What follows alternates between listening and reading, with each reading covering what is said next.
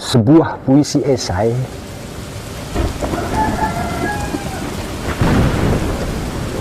bukit itu menangis menimbun satu keluarga oleh Denny C.A.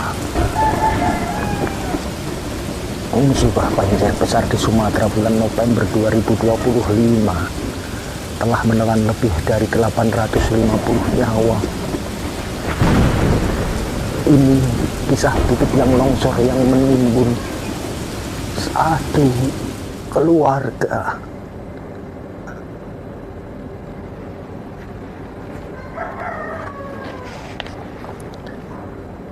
Aku adalah bukit yang sangat tua, jauh lebih tua dari riwayat semua keluarga yang pernah berteduh di bawah kakiku.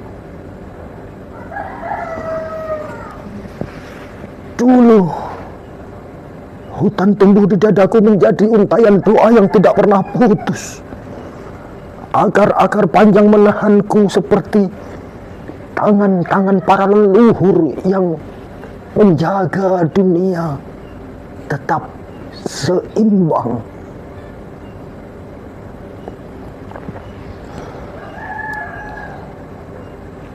Warga desa memetik sedikit, menebang satu pohon, lalu dua pohon untuk kayu bakar, untuk membangun rumah kecil, untuk menghangatkan malam mereka. Aku tidak pernah marah. Aku tahu mereka menebang dengan hormat, seperti anak meminta kepada ibunya dengan suara pelan. Mereka memotong, tapi juga menanam. Mereka mengambil, tapi juga merawat.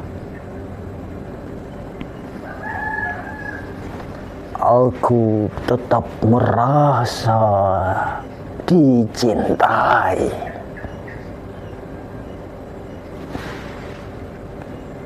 Tapi mereka berbeda.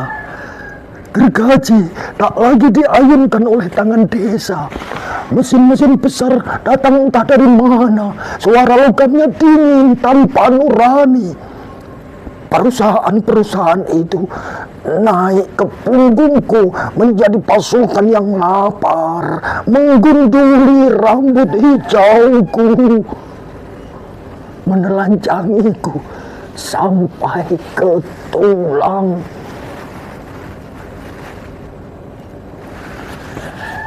Setiap pohon yang tumbang menjadi angka dalam laporan laba, menjadi jembatan menuju rekening mereka, bukan untuk menuju kehidupan.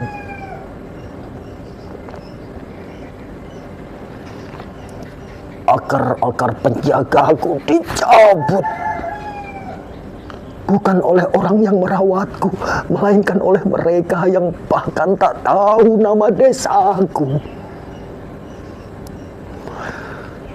Para pekerja berseragam mengiris tubuhku seperti mengiris kue ulang tahun.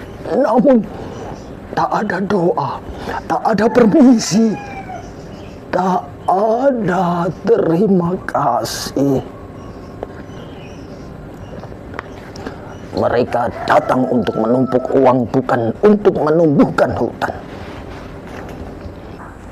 Dan ketika setengah tubuhku botak dan kerontang, mereka pergi, meninggalkan aku berdiri sendirian di hadapan badai yang semakin ganas.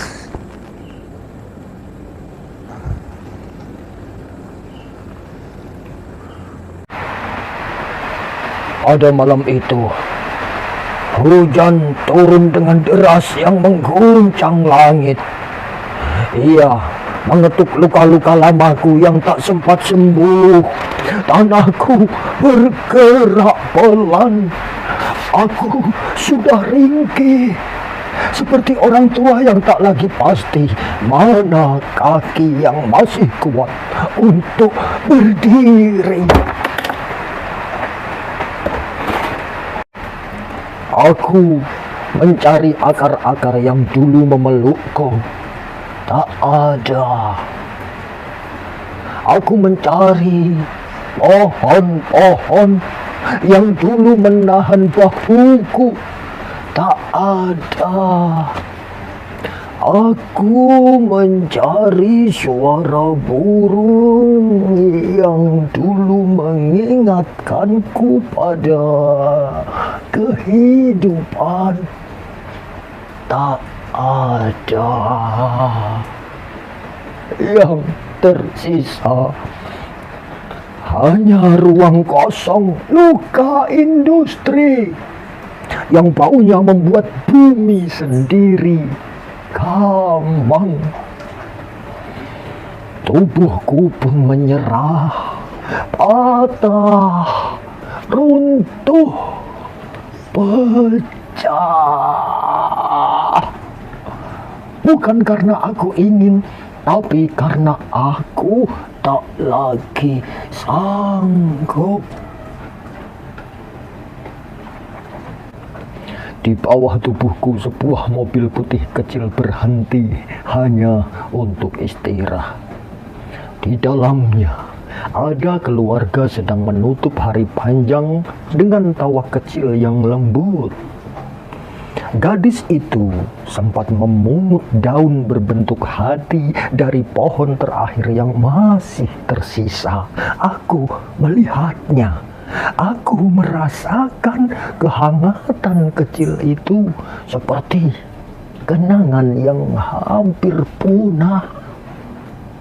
Aku ingin melindungi mereka seperti dulu aku melindungi desa-desa kecil yang tumbuh bersama akar-akar hatiku. Tapi ketika tubuhku mulai bergeser, aku tak lagi punya penyangga. Tanah kehilangan kesabarannya. Gravitasi menarik air mataku dalam satu hentakan yang membuat langit tercekat. Aku menutup mereka dengan rasa bersalah yang tak terucapkan.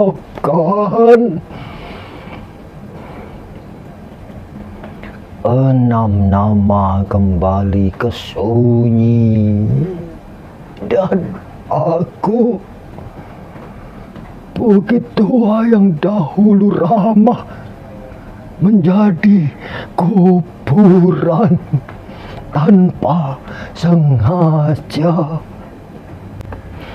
Ketika aku runtuh, kampung-kampung kecil ikut hancur. Sungai meluap membawa amarah yang lama disembunyikan. Jembatan patah karena janji yang tak pernah ditepati. Rumah-rumah terbalik menjadi hidup yang dikocok oleh tangan raksasa.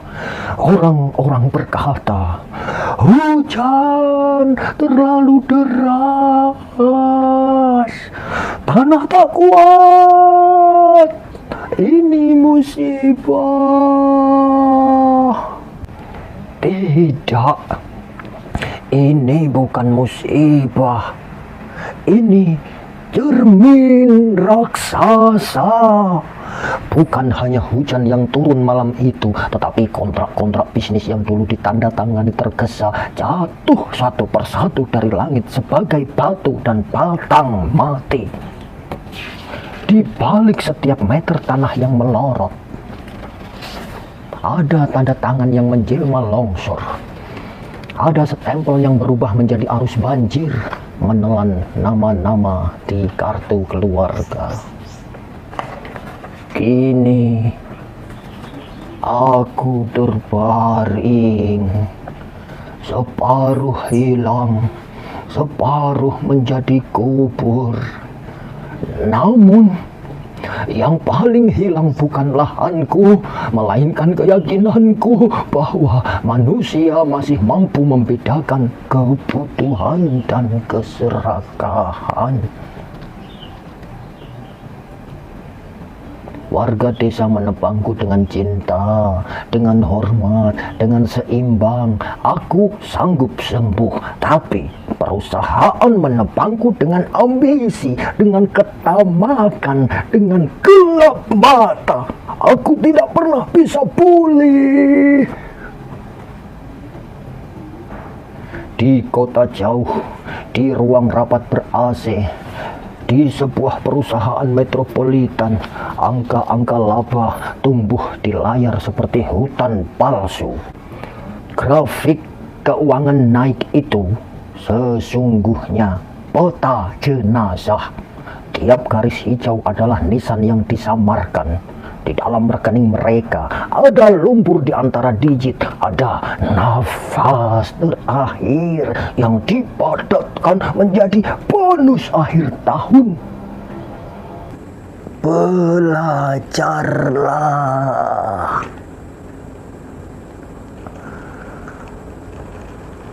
bahwa pohon bukan hanya kayu, ia saudaramu sendiri, tulang dunia. Bahwa hutan bukan lahan kosong, ia keluargamu sendiri. Jantung yang berdetak untuk semua makhluk. Jika manusia tak belajar, peta dunia pelan-pelan akan berubah warna.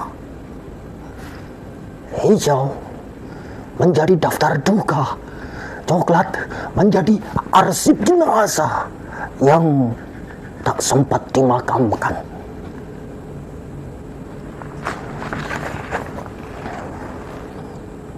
Di langit, awan akan menyalin diri menjadi fotokopi surat protes yang tak pernah kalian baca, turun sebagai hujan yang menghapus alamat rumah dari setiap kartu keluarga. Dan bumi yang selama ini diam akan semakin marah karena ia ibu kandung yang kalian hianati.